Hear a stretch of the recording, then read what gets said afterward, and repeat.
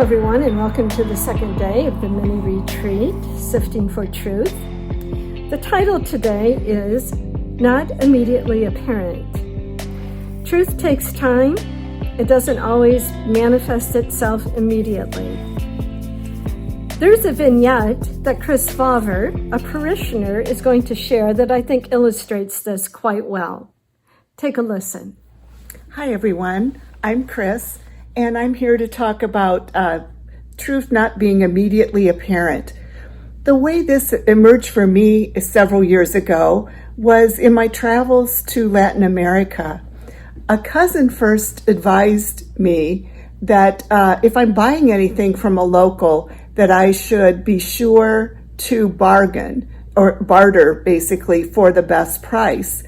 So that led me into what I would definitely call a sifting process that turned out to be a form of a zero-sum game, that if I won and came away with a bargain, then certainly that other person was left with something less valuable than what I had obtained.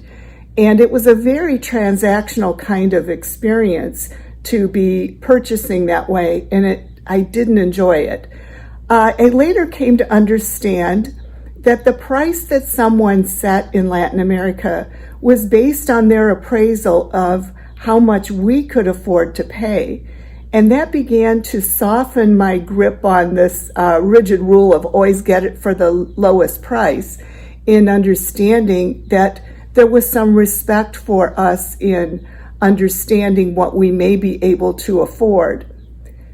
What was really transformational in my understanding of the truth, however, came when I was able to understand what went into the weaving and what went into how the living conditions, basically, of the people that I was purchasing from.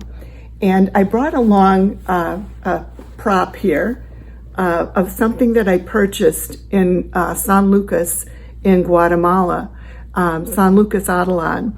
And what you can see in this is an intricate amount of weaving that actually tells the story of the woman, typically woman, who was the weaver. And it not only has the pattern that is associated with San Lucas, but it tells the story of what is important in their village, and even specifically in her family and her own signature. Once I understood that level of meaning to this, it changed me, and it changed how I approached buying something that I now understood what it represented, and I understood the beauty of it.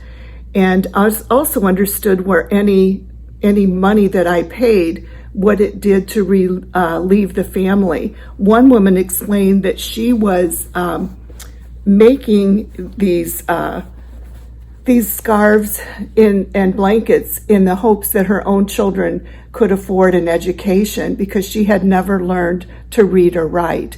So that really was inspirational to me, and I think it did allow me to have a deeper level of understanding truth in basically in relating to people. Thanks, Chris, for sharing with us that vignette. What struck me in the vignette is that your recognition of truth changed you in how you want to relate to others and to God. And obviously that sense of relationship moved from a transactional one to a much deeper relationship of love and of mercy.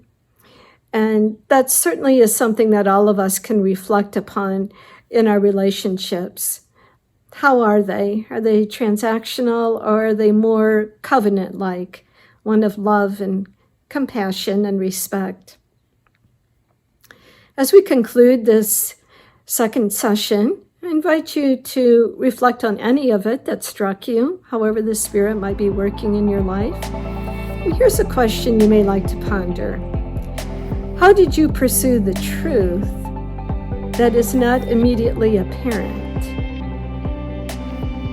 And you find an experience in your life in which you pursued it,